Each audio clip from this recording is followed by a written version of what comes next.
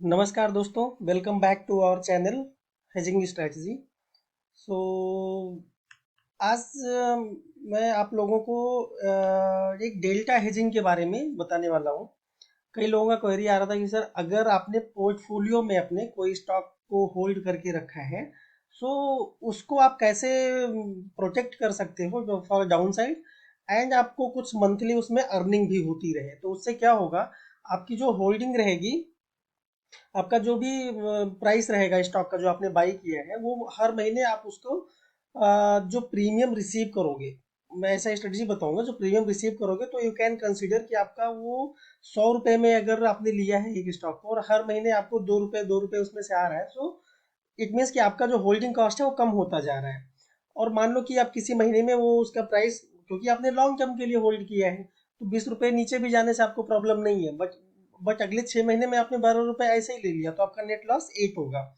But अगर वो appreciation हो रहा है, हर महीने आपका स्टॉक का प्राइस बढ़ भी रहा है, तो उसमें आपको क्या होगा, स्टॉक का प्राइस बढ़ रहा है इसलिए भी गेन होगा, प्लस जो हम प्रीमियम उसके अगेंस्ट में रिसीव करेंगे वो भी हमें गेन होगा। तो ये कैसे करते हैं वो मैं आपको दिखाता हूँ। ये मैंने अ, हाँ, ये हमें कौन से स्टॉक में करना है, ये हम सारे स्टॉक में नहीं करेंगे। जो हाई वोलेटाइल स्टॉक है उसमें नहीं करेंगे, जिसमें डेली 5% ऊपर 4% नीचे, ऐसा ऐसा स्टॉक में नहीं करना है। हमको अच्छे स्टेबल स्टॉक में करना है जिसमें उसका फंडामेंटल भी अच्छा हो और उसमें अप एंड डाउन का चांस ही बहुत ज़्यादा नहीं हो, मतलब बहुत ज़्यादा वोलेटाइल नहीं होना है। तो हम कैसे स्टॉक में कर सकते हैं, जैसे रिलायंस हो गया, HDFC बैंक हो गया, तो ये सब टाइप के स्टॉक में हम कर सकते हैं। तो अभी मैं आपको एग्जांपल के लिए दिखाता हूँ कि रिलायंस का स्टॉक में मैं एग्जांपल लेते हैं कि देखते हैं तो उसका करंट प्राइस अभी क्या है। रिलायंस का करंट प्राइस अराउंड 2320 चल रहा है। ओके, नाउ अभी किसी को मान लो अभी स्टॉक बाई करना है रिलायंस में। ओके, अपना इन्वेस्टमेंट के लिए बाई करना है। सो रिलायंस का जो एक लॉट होता है फ्यूचर में, उसका लॉट साइज है कितना, 250। ओके, बट जरूरी नहीं कि हम 250 ही क्वांटिटी करेंगे। ये डेल्टा हम उसमें क्या करेंगे, हम इसको मैनेज करेंगे। आप कंसीडर कर लो कि 250 नहीं, हमारे पास 125 स्टॉक है रिलायंस के। थोड़ा मैं जूम कर लेता हूँ। यस, सो 125 स्टॉक एज्यूम करते हैं मैंने अभी बाई किया। तो इसका प्राइस क्या चल रहा है, CMT क्या है, करंट मार्केट प्राइस है 2320। ओके, तो आपको कितना प्राइस, कितना आपको इन्वेस्ट करना पड़ा अमाउंट, अराउंड 2,90,000। ओके, आपका अमाउंट लगा 2,90,000। बट ऐसा लेके अगर हमने इसको नेकेड होल्ड किया, तो इसमें ऊपर जाएगा तो प्रॉफिट हो गया, ऑब्वियसली प्रॉफिट होगा। बट नीचे अगर जाता है तो जो भी नीचे जाएगा उतना हमें लॉस ही हो रहा है, हमारा ये किसी भी तरीके से प्रोटेक्ट नहीं है। क्योंकि ये स्टॉक कैसा है कि आपने फंडामेंटल बाकी सब स्टडी करके ही लिया है, तो होल्डिंग पर्पज से लिया है।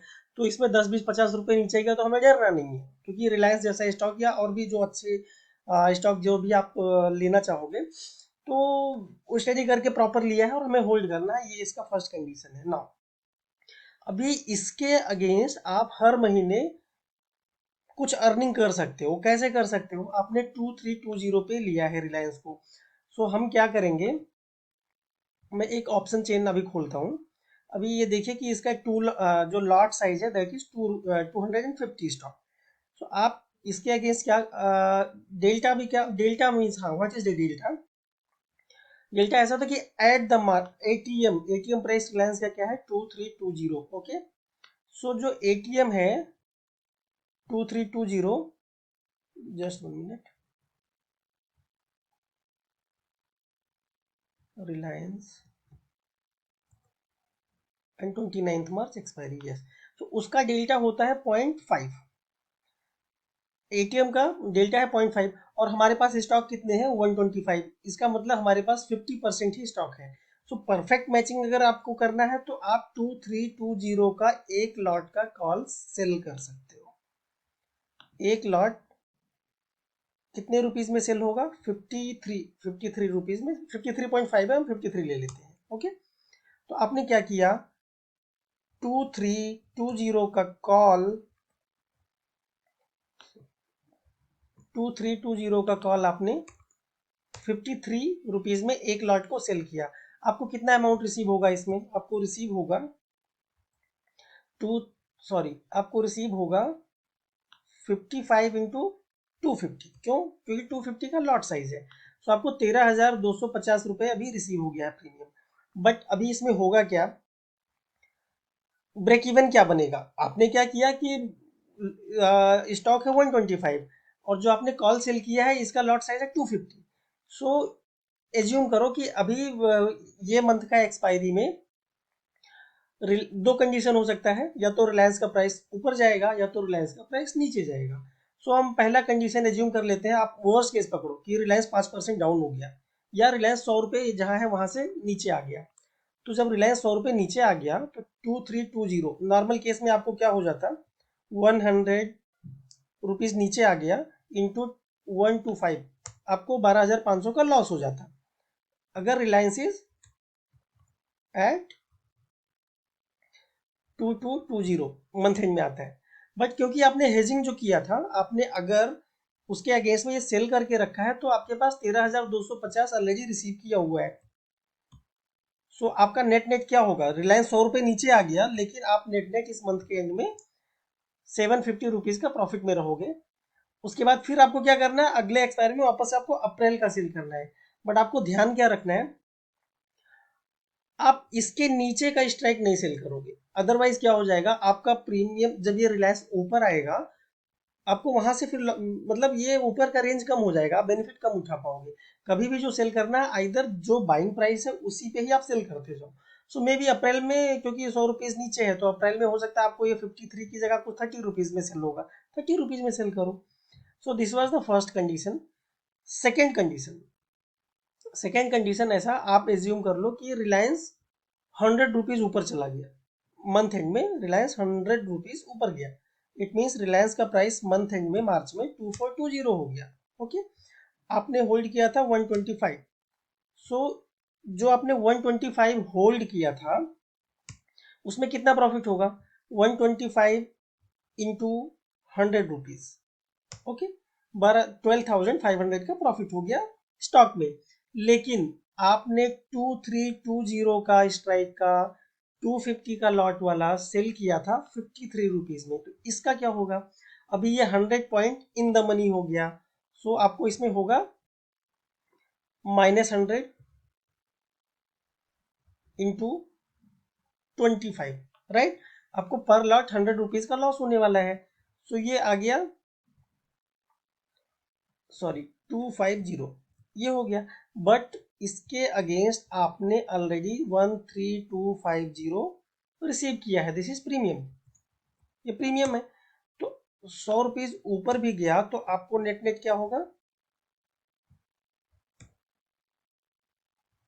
आप फिर भी प्रॉफिट में ही हो। तो इसमें डाउन साइड आपका प्रोटेक्टेड है। ऊपर गया तो भी, ऊपर गया तो अभी इतना ज्यादा, अगर एक महीने में 100 रुपए का भी ऊपर गया तो भी आपको लॉस नहीं है। बट आपका जो, क्योंकि ये हाफ था इसलिए ये इतना है, अगर आपने ये मैच करके लिया होता तो ये ठीक ठाक प्रॉफिट होता। क्योंकि आपने एटीएम सेल किया है इसलिए ये ऐसा हो रहा है। मैं सजेस्ट करूंगा आपको एटीएम नहीं सेल करना है। आपको क्या करना है, 125 स्टॉक आपके पास है तो आप उसको थोड़ा मार्जिन दो, आप एटीएम मत सेल करो। अभी दिखाता हूं मैं एटीएम नहीं सेल करने से क्या होगा। आप क्या करो, 2360 को सेल करो 33 रुपीज में। ओके, सो 33 में हमने सेल किया कौन से स्ट्राइक को, 2360। ओके, सो 2360 को किया, हमें मिला 33 रुपीज। सो 8250 आपको मिल गया।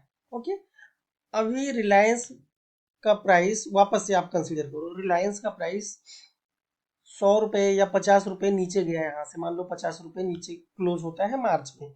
अगर आपने ये पोजीशन नहीं, कुछ नहीं किया होता, जस्ट आप होल्ड करते, तो आपको 125 इंटू 50, ये 6250 का लॉस हो जाता।